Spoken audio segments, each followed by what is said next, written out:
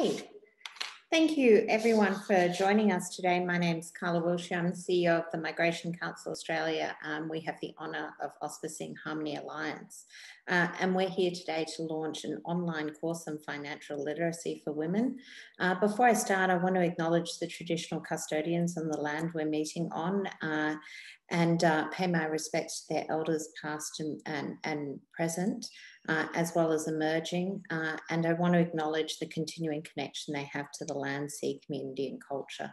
And wherever we are in Australia, if we can take a moment just to reflect on whose land we're on. In a few moments, we'll have Nadal Nguyen joining us, who is the chair of Harmony Alliance. And she will be talking a little bit about the importance for migrant women of financial literacy. But we have a fantastic panel today as well joining us. Elizabeth Brayshaw, who's Assistant Secretary for Women's Safety and International Engagement.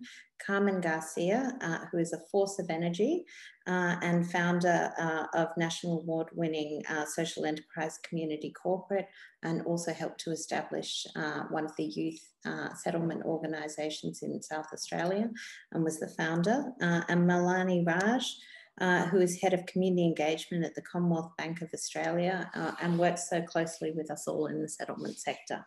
So thank you so much for our panellists for joining us. Financial literacy is so critically important, and we know that for migrant women. And this course, which is available in English, Arabic, Dari, Simplified Chinese, Vietnamese, Nepalese, Punjabi, Hazaragi, Thai, Karen and Korean, will make such a difference in terms of impacting lives. What we do know is that women's relationship with money is so often influenced by gender, by stereotypes, by systemic barriers, and the negative impact that not having a degree of financial literacy can have on a whole of life well-being, on future, on capacity to be able to engage and participate and truly participate in Australian life is so fundamental. So thank you all for joining us. Can I ask, do we have Nadal yet? If we don't, I'm going to hand over to the panel and I'm going to ask Carmen first up, if you can reflect on why financial literacy is so important for migrant women. Thanks, Carla. Thanks everyone for joining for this important conversation. As Carla said, financial literacy is so important for migrant women. We like to call our women the life managers, and having confidence, tools and knowledge to make those informed decisions are really critical. Community Corporate's work primarily focuses around employment. So for women to bust some of the myths, like if they do get a job, will they lose access to childcare support or after hours care? These are the things that women don't necessarily know, and being more informed to be able to set goals and budgets will help them make decisions about the differences between casual work and part-time work. So I think the opportunity that this is available in so many languages gives them even further confidence to really feel that they understand exactly what their rights are, their responsibilities, but also the opportunities to pursue financial freedom. Fantastic. And I think we have Nadal joining us now. Nadal, did you want to make a few opening statements just around the course?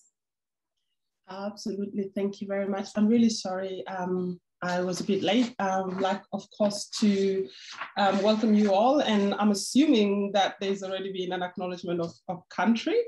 Of course, it's Harmony Alliance. We will definitely put that first.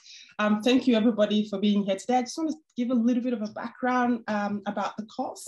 So Harmony Alliance developed an online course for financial literacy for women to help women from migrant and refugee background navigate and understand the financial systems and processes, such as earning an income or sharing finances and budgeting.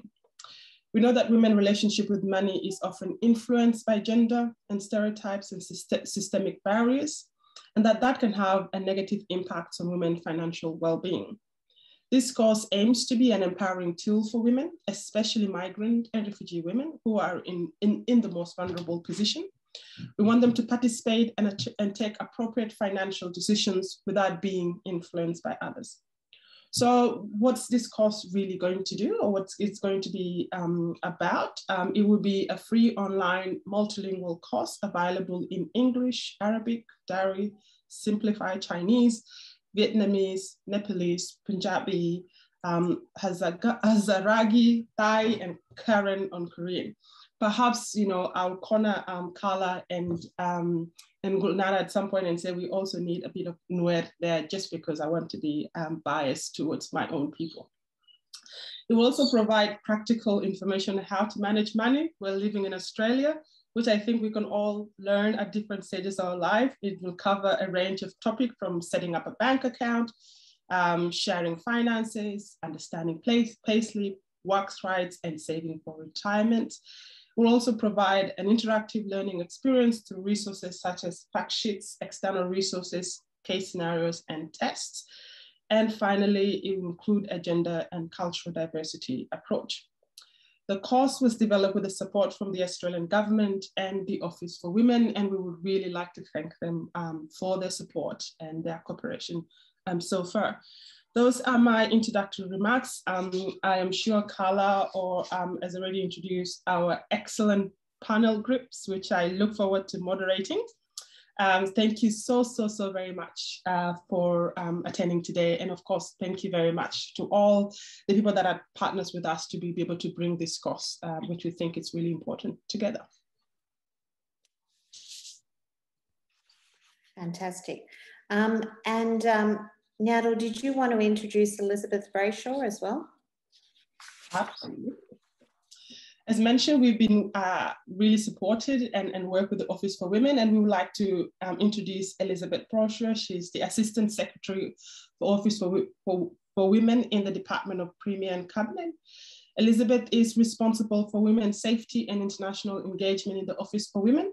And this includes working closely with the Department of Social Services on the development of the next national plan to end violence against women and children. I'd like to introduce her to make a few remarks. Oh, thanks very much for those kind words of introduction. And it's lovely to be online and lovely to see you all. I would also like to first acknowledge and pay my respects to the traditional owners of the land upon which I join you from, the Ngunnawal people. And I recognise their connections to country and their continuing roles as custodians of the land. And I'd also like to pay my respects to those on the line of Aboriginal and Torres Strait Islander people. So thank you. I think it's great to be on this group, and it was interesting just before you joined us, Nadal, just some of the early reflections about the importance of not only addressing financial abuse, but even more fundamentally that piece around financial literacy.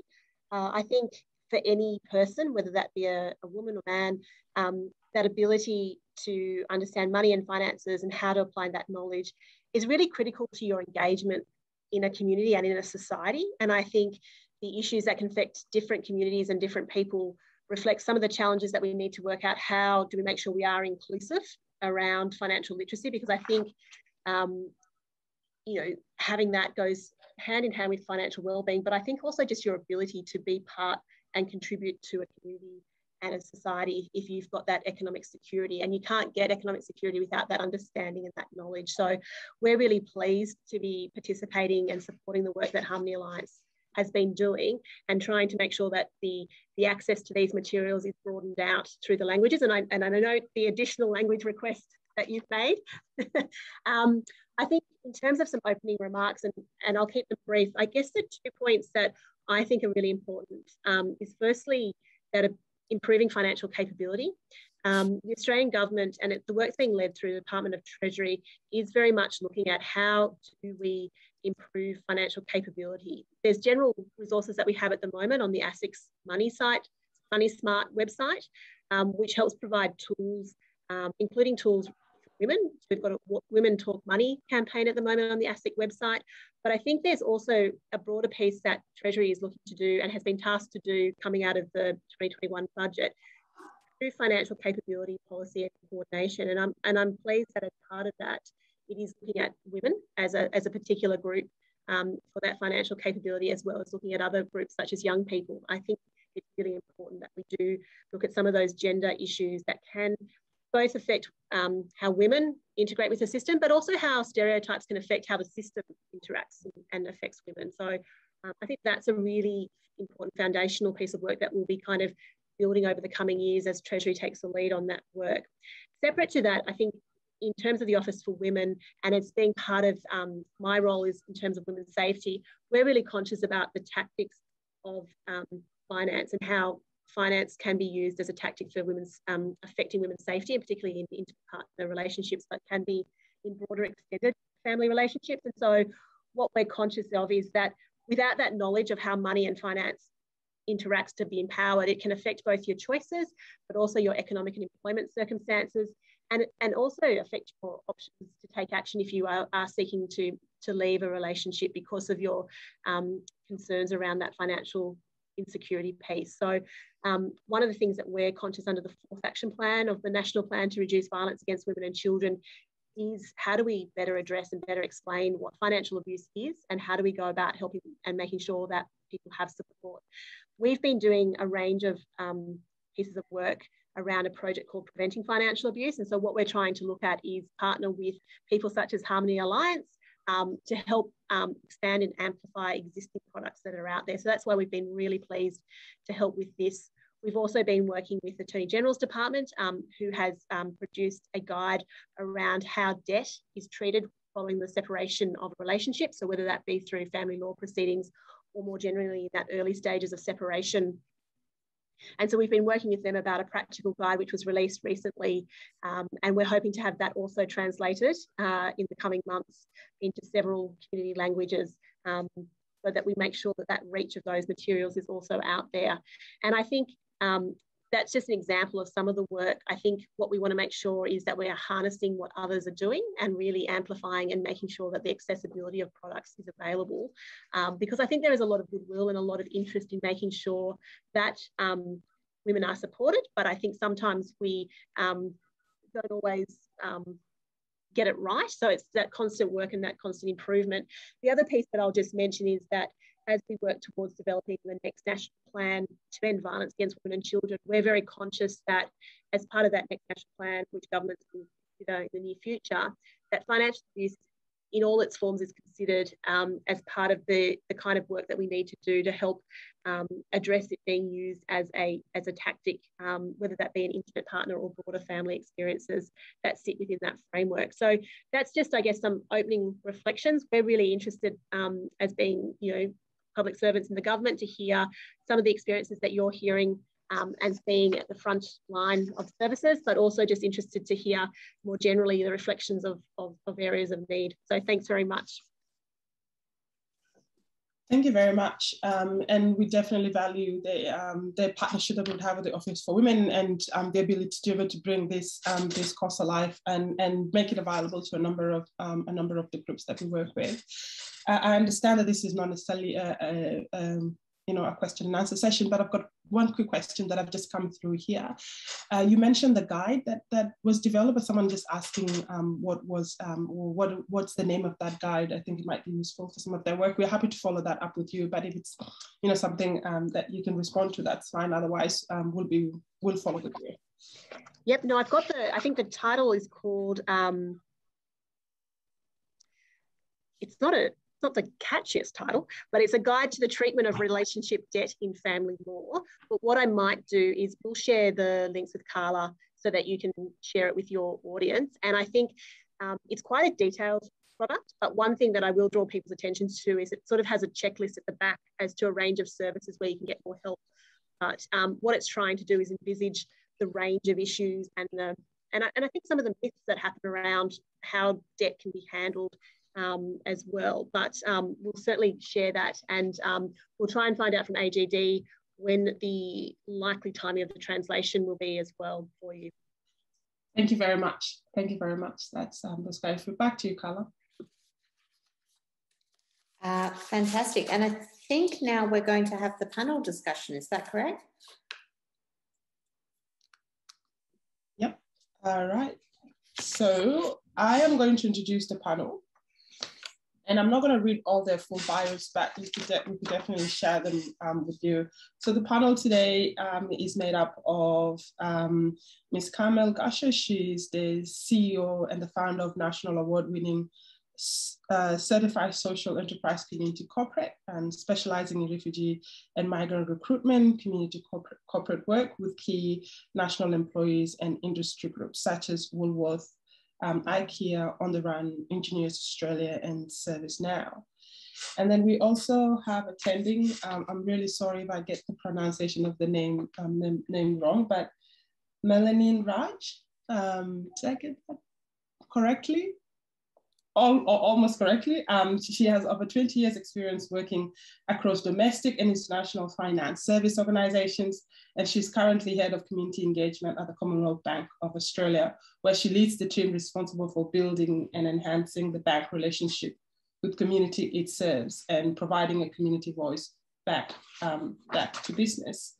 I think that's it. Carla, are you joining us for the panel? Yep. That's perfect. I'm not going to introduce Carla because I think everybody knows Carla, except to say that Carla is a really good friend also, and I'm really glad to be working with her at Harmony Alliance. So welcome everybody. I will start with some general questions, but perhaps before I do that, I might give each of you just 2 minutes to make general remarks about the topic today and why you think it's important. Fantastic. Do you want me to go first? Go first, yeah. Absolutely.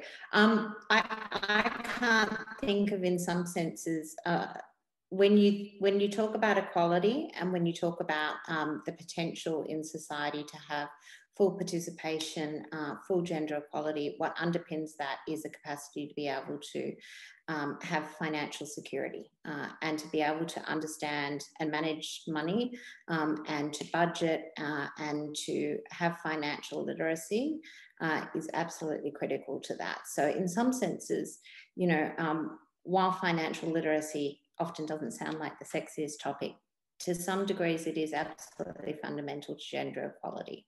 And I think, you know, making tools that are accessible to migrant and refugee women where they can self-manage and in their own time learn about money and learn in language about how to budget is so important in terms of framing gender equality, in terms of safety, in terms of all of the things that we know we prioritise. Thank you, Carla. I'm going to move to you, Carmen. Thanks, Nadal. I did make a few opening comments about the importance of financial literacy for women in particular from called backgrounds, because we are the life managers. But in many cases, as Elizabeth highlighted, finances is an area where some members of the household may dominate and actually use it as an exploitation or control mechanism. So really giving women a safe place online where they can access information with confidence of the accuracy in their own language is really empowering. It's about making choices. And we always say, Nadal, with our employment programs, you know, people say, why do you want to work? And a lot of people say, for money. And then we say, well, if you're on a desert island with $1 million in cash, apart from burning it to keep warm with a fire, what is it? It is a key to choice, to freedom, and giving that gift to women to really feel confident about setting financial smart goals, working towards it and making choices that empower them to do that, I think is really exciting. It's not my favorite topic either, Carla. I don't think it's very sexy, but we get really positive reviews from women in our training program that do cover it. Obviously, we're going to look at your course now and hopefully replace ours, but it really is about feeling like they're making an informed choice and answering questions even on simple terms that we take for granted, like superannuation, tax threshold. These are really important things for people to know which box to tick. So yeah, congratulations to you and the Harmony Alliance and MCA. I think this is a great resource for migrant and refugee women. Oh, thank you. I think maybe the details might not be sexy, but the freedom to actually choose, I think it's very, very sexy. I'm not sure about everybody else, but I think after you gain the skills, it's a really empowering thing to be able to have that freedom, not only to be able to manage immediate needs, but also the comfort of what potential, you know, what your financial future look like. I think it's really powerful and empowering, but also very sexy, if we're going to use that word again. So Malini, can I get you just to make some quick remarks too? I think a lot of the comments have been covered, but I think it's just financial wellbeing is just central to overall wellbeing. It affects the lives we lead, and as Carmen said, the choices we make. I think another point to note is that this course will give women as in independence, and also help them become role models for their daughters and their children. And so I think that, yeah, that's another key point to consider with this as well. But I won't repeat all the comments that everyone's made, so thanks. Can I come back to you, Carla, though, and ask more a general policy question? In terms of talking about what governments and what organizations can do, how do you think we should be framing this issue in terms of developing a policy narrative, right? How should we be framing it, both in organizations that want to collaborate with government, in terms of what language we'll be using so we can influence the way the products, that support women come up in a way that responds to both contemporary needs, but also truly reflects what's going on in the communities we work with? Yeah, no, really good question. And I know that the US has just put out a policy around gender equality. And I think, starting to frame a lot of this in terms of the fundamental building blocks of gender equality, I think becomes really key. And looking at it as, a gateway access to participation, as Carmen points out, a gateway access to, freedom and autonomy, a lot of the sort of the building blocks that we can give people to be able to fully participate in the community become really part of, I think, a holistic framing around what kind of society we want to be. Thanks, Carol. And moving from that very broad look, I want to ask Carmel just a more specific question about employment. So we're looking for employment. What barriers in particular do you think financial literacy consideration presents, particularly for migrant and refugee women? Thank you. I think, the barrier that financial literacy in this package can overcome is that goal setting and budgeting piece. I mentioned earlier about myth busting as well. I understand from a lot of the content, this will help give the accurate information that women really need, which is a barrier to employment. So I mentioned earlier things like there is an assumption that if women do start receiving paid work, that they will lose childcare benefits or Medicare concessions, and really understanding what that means. It's not true. It obviously depends on the amount of money they earn. Also, when they're looking at making decisions about whether a part-time role, full-time or casual, what those entitlements actually mean, and financially how that will impact if they do need to take sick leave, if some of their children are suffering from, significant mental conditions. So these seem like things that we take for granted, but it is the key information that women, particularly from diverse cultural backgrounds, really need. And one of the biggest myths that we really like to or information we think is critical is, if you look at the job seeker payment average, we're talking about $9 an hour based on a 40-hour week. So sometimes women think, starting a new job in a new country, it's about just getting started. And when you look at a $23, $25 hour job, people kind of think, oh, I want to be earning more. But compared to $9 on job seeker payment, it's actually about getting into an industry and unleashing that purpose. Because for women, particularly those of us that are mothers, purpose is really about family. And the reason we want to work is to create a better future for our family. Mm-hmm. So I do think there are challenges and barriers with some mainstream providers that don't understand this cultural importance of family for women, and they often push the any job agenda. I think what's really important for government and providers and us to all think about is that skills mapping. And if people and women are going to spend time away from their children and family, it's got to have some meaning. It's got to be a pathway for them that maximizes their passion and strengths. Thank you, Carmen. And you've mentioned a point that I think connects really well with what Malini mentioned before about this idea of modeling as parents, not just being able to be financially independent, but the kind of modeling that provides for our children. And I wanted to bring that back to you and ask two questions.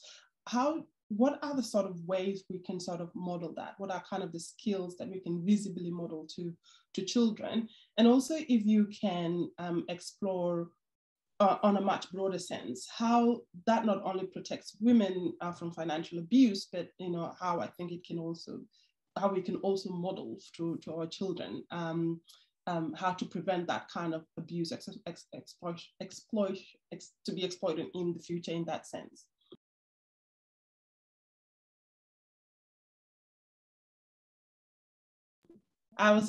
Did you hear me, Malina? That was a question. For me? Okay. Yeah, okay. Sorry. So role modeling. So I think that, I guess, financial well-being is just central to our overall well-being. It impacts the lives we lead and the choices we make. So I think that having that role modeling of understanding how to meet your financial obligations, financial freedom to make choices, to enjoy life, having control over your finances, having financial literacy underpin this. And why it's important for women, I think that because we receive 15.3% less pay on average, we make up less of the workforce, we take career breaks for caring roles and have a higher likelihood for working part-time because of these roles.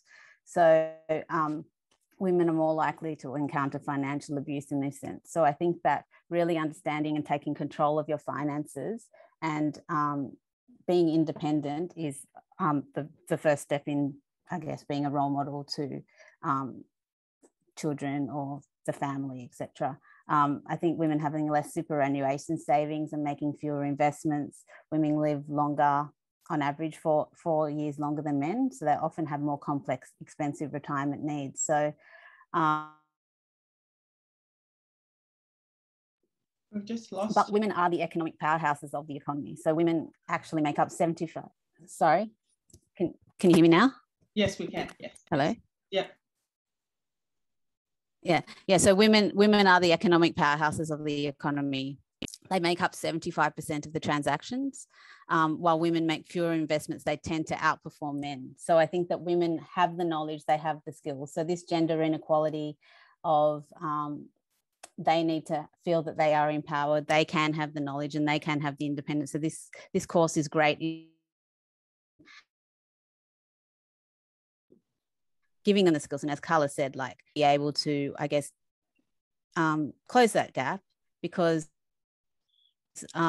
there is a 47% superannuation gap between men and women, and unless something changes by 2030, the retirement income gap is expected to be 39%. So I think that just having that knowledge, those skills, those tools, and also teaching their children along the way will make sure that that pipeline of talent and that pipeline of knowledge is passed on to generation to generation. I'll stick with you and ask you a question before and give you a little bit of time just to think about the response while I mentioned some comments that have come through. It's on, you've identified some institutional sort of issues with women having to take more time, likely to work part-time, how that it results in less super contributions. And one of the things we're seeing emerging now, particularly in older women, is the increase in homelessness of older women who have sort of taken on those early care responsibilities or work part-times or took time to look after family and now cannot financially support themselves.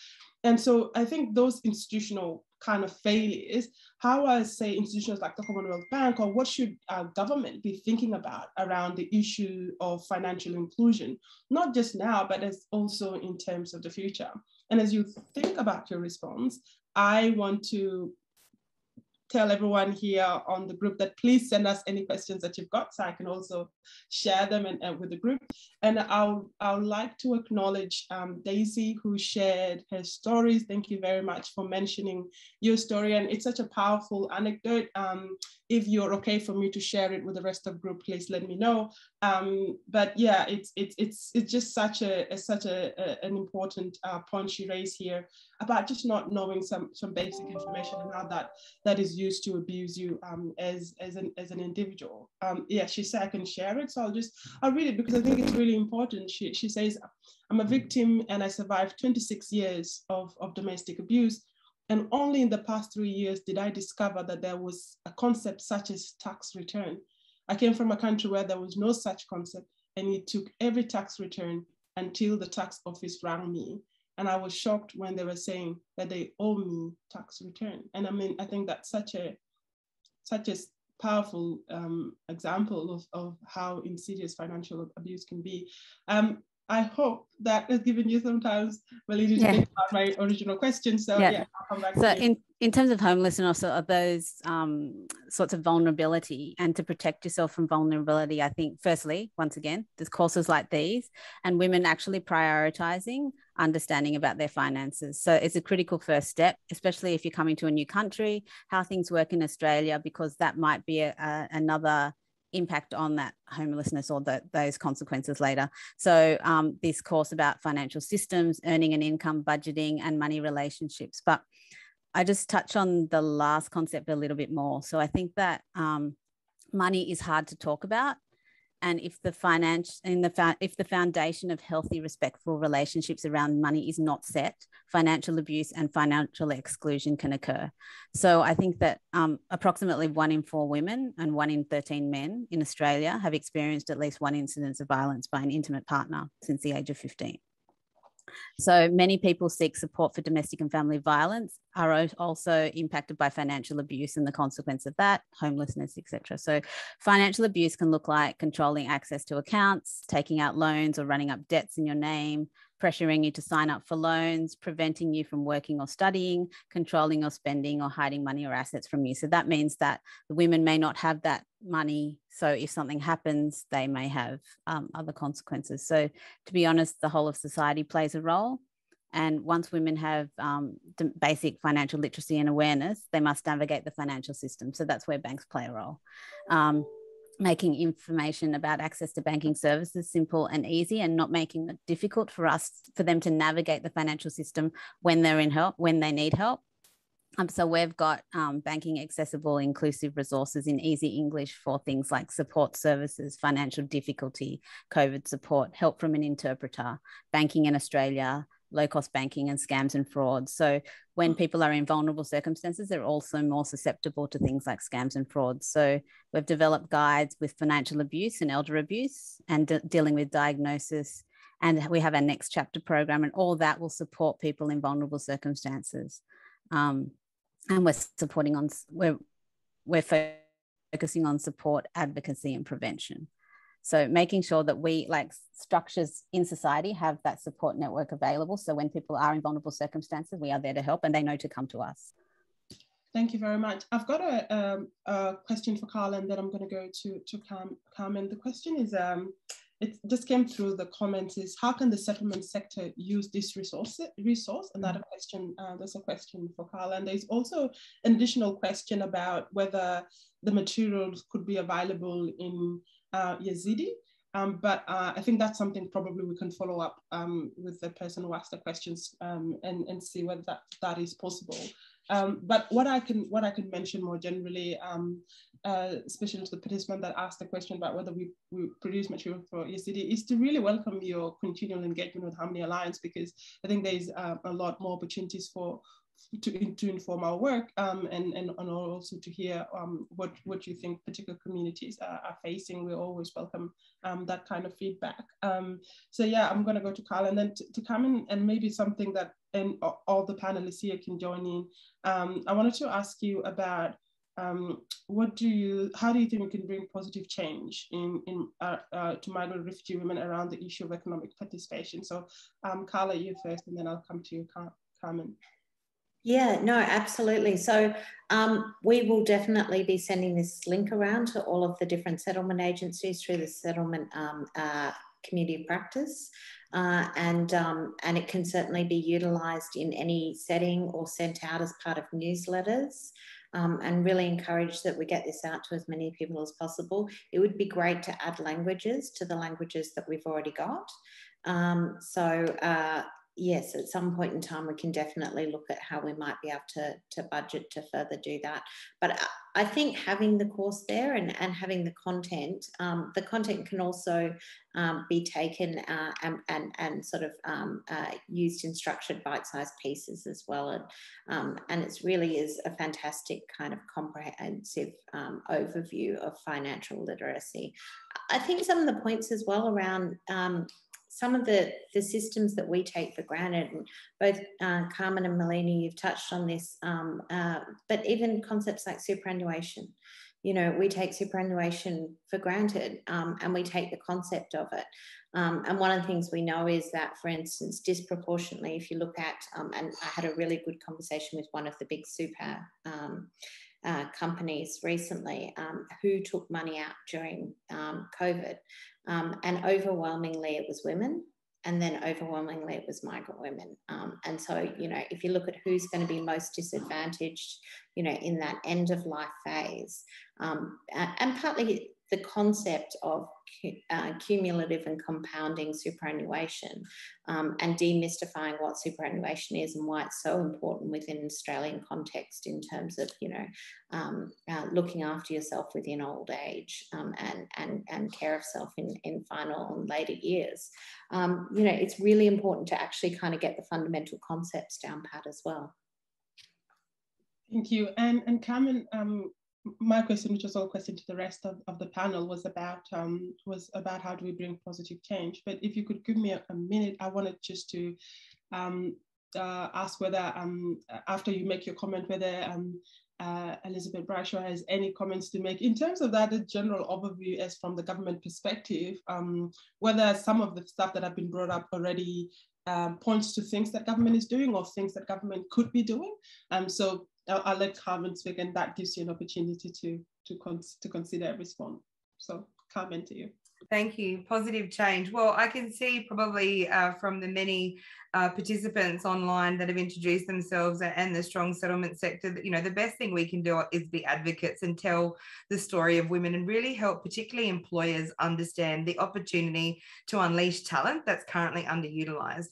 You know, as challenging as COVID was, it has presented an environment where we have seen people work from home with children running around in the background. Luckily, my two aren't here today, they're at school, but we have made it work. And I think, you know, when you think of the most vulnerable refugee and migrant women and their barriers to employment, it is because they're worried about leaving their children in care of someone that they might not completely trust, or they feel this overwhelming sense of guilt that they're going through other challenges and they need to be there. I think if we want to increase women's economic participation, there's an opportunity for us as a sector, you know, Malini as corporate partners and the government to work together to really tell this story about how there are some migrant and refugee women at home with children that we could unleash their talent and skills and get them into workforce in a more flexible, agile way. It will be so empowering for them to be able to earn that income, again, be that role model for their children, but just that whole sense of self and confidence and self-esteem that we know having work and purpose can bring. So I definitely feel there's probably a bit of a action in there for you, Carla, to look at, you know, collectively a bit of a campaign around really telling this story and leveraging the opportunity that COVID's presented to women. You mentioned in your comments the particular challenge of migrant and refugee women, and there's a comment here from Josephine Rashishi about the need to also acknowledge the huge barrier to financial independence for migrant and refugee women who are not on a permanent residence visa because they are not eligible for childcare subsidies. And that is a huge impediment for sole parents to be able to create financial well-being in a system. And I think that that's a good and precise example of where some of the structural barriers exist. So I'll now come for your response, Elizabeth Brayshaw. Thanks very much for that. I guess in terms of reflections, I think there's a few things in listening to the conversation. Firstly, I think stories really matter. And I think being able to give examples of what the myths are and actually distributing and that, because I think sometimes you know, you can have legislation or you can have a big policy that's designed for a system and reforms, but until it's applied, until you understand and see how it's impacting people, you don't always become aware of what the common issues are for different groups, but equally, I think sharing those stories actually breaks down some of the barriers. So I think, you know, the work that you're sharing and those examples about where people are most concerned, both tell government, but also tell us all about, you know, the importance of actually letting people know, yeah, it doesn't work like that, or that won't happen, or these are the things. And the more conversations and the more accessibility you have, I think that's how it happens. I think also the point made by Malini about the next generation, I think is really important. And I guess what we're really keen is making sure that that's a conversation about both boys and girls understanding what it is about financial independence, and that every individual has that opportunity to have financial independence, and that doesn't take away from you being a committed member of your family. It doesn't take away from your ability to be part of a partnership, but it recognises and builds a normalcy about everyone, whether you're, whatever your gender, you have that right to be able to have financial independence. And I think being able to model that, and for both women and men modelling that to their children, I think it's really important that's that next generation piece that I think was really important that really pleased was raised, because I think being able to give that reflection is really important, and hopefully over time, because I think prevention is really key to a lot of these issues, and normalising things and showing that things can be different is really important. And probably your last point about, I think, women on temporary visas, I think government recognises that is a group of women that have a particular range of vulnerabilities, and certainly in the women's safety space, it's been an issue that Minister Payne has been particularly concerned about, the approach and what's available for women in those circumstances. But I would just like to be able to acknowledge here that I do recognise that is a particularly difficult, not difficult, but a very different group, and they have different challenges that, it's really important that we keep them in mind as well. So, I think those things are really interesting. I think finally, in terms of the recovery from COVID, I think the impact of COVID has affected women and men differently. I think in different jurisdictions, the impact has been different because of the nature of the physical and social distancing limitations that have affected people's jobs and their unpaid care responsibilities, and a range of issues has been different, but it has definitely affected us all. And I think one of the challenges and one of the really important things that we're really keen and committed here in the Office for Women is, I don't think COVID has caused the problems, it's amplified a lot of the problems around gender inequality. And I guess what we're interested in working out is how, in building back, and people often use the phrase building back better, are we taking the steps to make sure we're inclusive about the approach, and are we using those opportunities as we're all focused on the fact that we actually do need to have this big piece around not only economic but health and social recovery from the pandemic. Thank you very much for those. Thanks so very much for those remarks. I want to draw more on the comment you make about prevention, and I think that relates in a good way to this concept of building better, building in a way that stop the same problems happening in the future. In the context of I think financial literacy and financial independence for women, and this is a question to all the panelists. What have you think has worked in terms of preventative measures? What works well so far in your experience, and what doesn't work, and what should we consider as we sort of build back better, moving on post-COVID? So I will start with Malini, and then I'll go to Carmen, and then to you, Carla. In terms of prevention, I think that, I'm just speaking from the context of CBA, so we are very focused on educating. So very focused on educating our customers on, firstly, financial abuse. So we did some work with community and realized that financial abuse, there's not the awareness out there in terms of some of the things that happen. So they may find it difficult to see that they're in a financial abuse situation. It might subtly progress over time.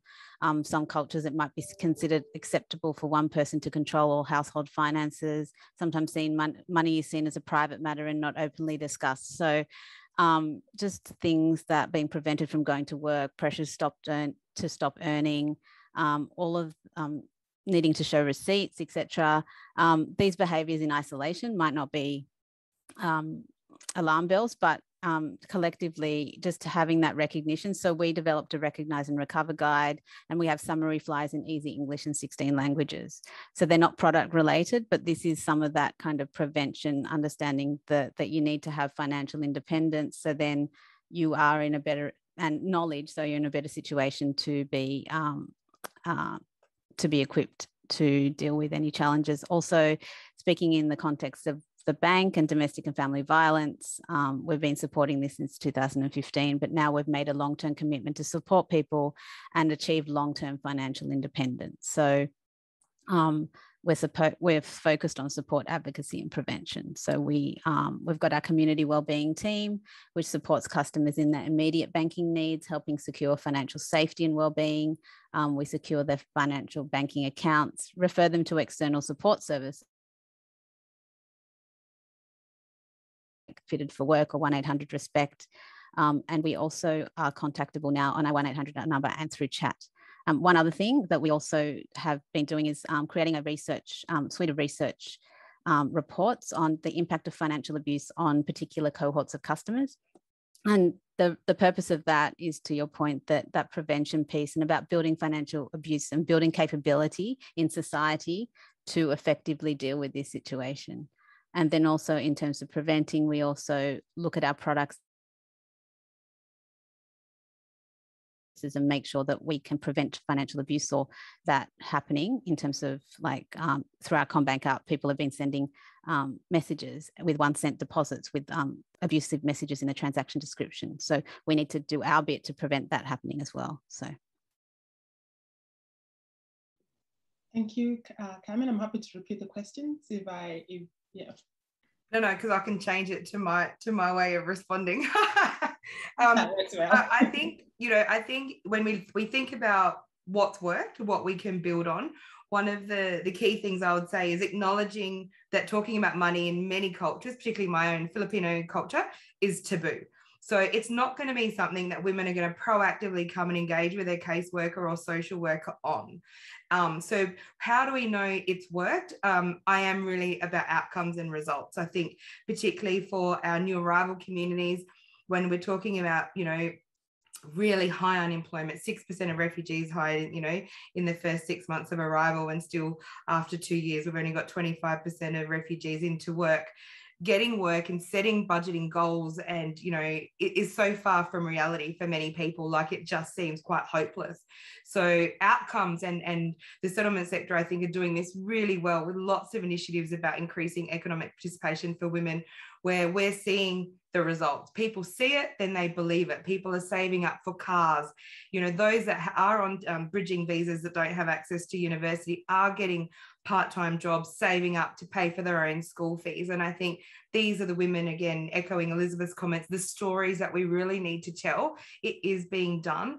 And the best way we can prove and empower others to take that first step and think about setting some ambitious financial goals is seeing that others have done it before them. I think that's really what I think has worked the best and gives women confidence, regardless of their situation at the time, but it meets them at any stage or of the journey that they're at, that they can see others have been able to be successful, and with the right support, they can too.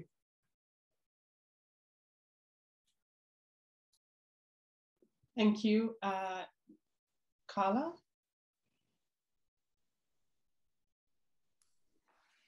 Thank you. I think Carmen makes a fantastic point there, which is that, money is a taboo subject. And I think, one of the interesting features of digitalisation is it gives us strategies for people to learn about concepts and content without necessarily having to have direct conversations. And that's one of the brilliant features of having an e-learning platform, but also of having mobile apps and having different ways of having conversations, and whether that's issues around safety and domestic violence or issues around financial literacy. These give us really fantastic capacity to be able to reach in and have very private conversations in some respects, through being able to share content in language, that people can access in the privacy of their own kind of mobile devices and computers. But I think equally, it is a really interesting time in which we live.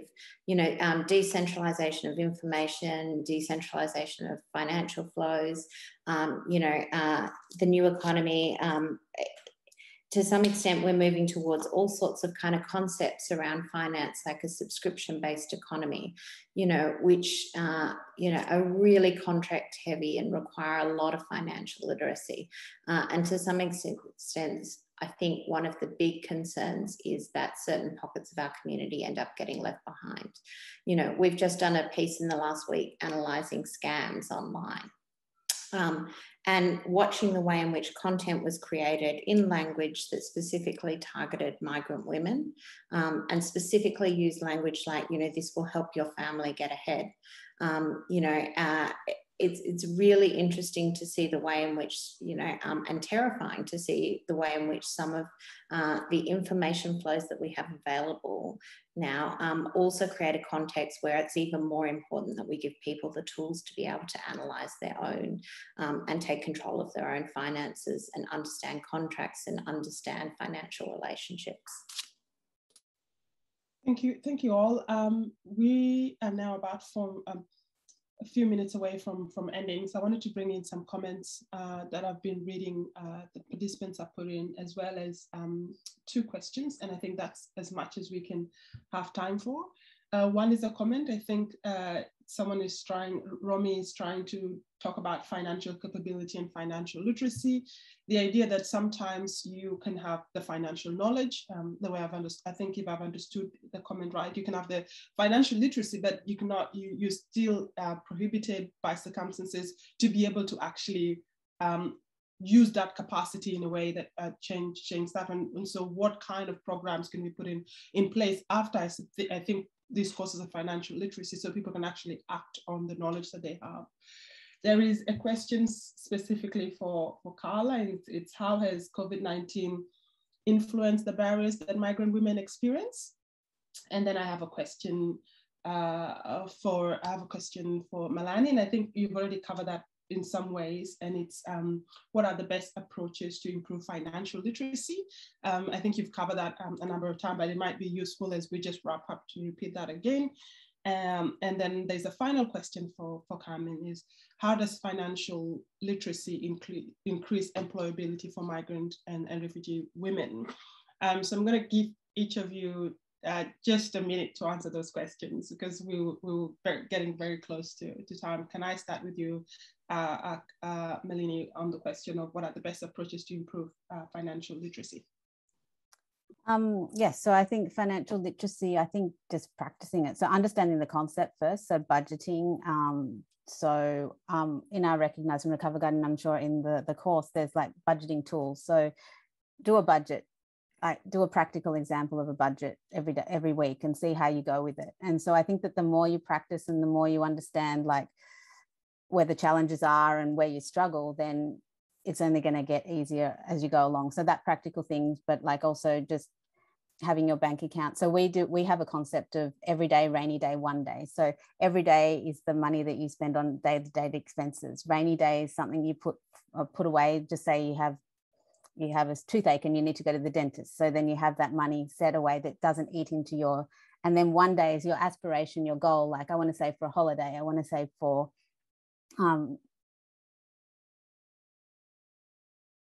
a house, or I want to save for a car.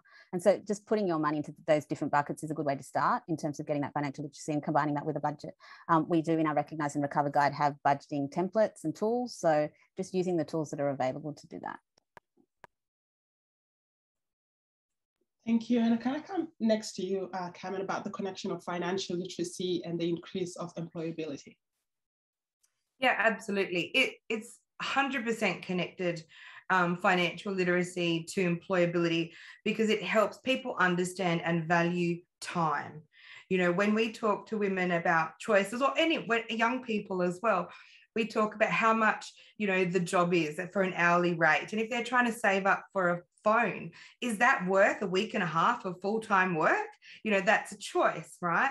But it also, for women and the women we work with, it gives them the opportunity to say, I'm happy to work 15 hours and earn this money because that helps me give this back to my children. And I'm still dedicating 20 hours of time to my children, which is my priority. So financial literacy, getting confident with money, budgeting, goal setting, and the value of time, I think is absolutely a critical facilitator or enabler to employability for women, because they know why it's then important to them. It's not about paying the Telstra bill. It's actually about life choices. So yes, I do, although again, not my favorite topic, because I don't really like finance. That's my hashtag outsource to accountant. But I do absolutely feel that knowing where things sit in my bank account makes me make those decisions confidently. And that is something which is a gift this resource is going to give to migrant women, and I think will really, really benefit from it. Thank you. And finally to Carla, and I think kind of a good place to end, because we're still dealing with COVID-19, is how do you think COVID has influenced barriers? You've mentioned some opportunities in terms of, the decentralization of information, but it would be interesting to know, based on your experience, policy experience, what do you think has been some of the barriers? Yeah, no, I think it's been, on the whole, a really difficult experience, particularly for migrant and refugee women, and particularly for women on temporary visas. I think that, if you look at the industries that were most impacted by COVID, they tended to be the industries that predominantly employed migrant and refugee women. There were service-based industries, there were hospitality, and I think that, coming out of this, that inevitably places a whole vulnerable group within our community one step behind. And so finding strategies that we can, actively work to try and build back those bridges is going to be really critical. I think, the barriers around language, around employment, around childcare, around understanding of systems, are significant. But the more work that we can do to overcome those, the better place we are, not just for those vulnerable communities, but the better place we are as a society. Thank you. And as we come to close the session, I want to make some final comments. The first is, of course, thank you to the panel for all your contribution and for your time. Thank you to everyone that has attended. It was quite a good attendance, so thank you very much. And we look forward to working with all of you in the future. Thank you to everyone who asked questions. Thank you to Daisy for sharing your important story. And also thank you to Elizabeth Brayshaw from the Secretary to Women's Safety. We are really grateful to work closely with the Office for Women and are grateful for the support that has been provided to Harmony Alliance. We're also very grateful to all the people, all the migrant and refugee women that has really helped us be able to do our work, and for their generosity and sharing their experiences with us. I hope this course is useful for you, for your group, for your organizations. And I hope that you are able to interact with us if you have any more questions. But I'd like to give you back, everybody, 2 minutes of your day instead of death by Zoom, because there's quite a few Zoom meetings for everybody. But yeah, I'm really, really grateful for your attendance today. And thank you so much to our great panelists. It's been a pleasure monitoring it. So have a good day, everyone. Bye-bye. Fantastic. Thank you.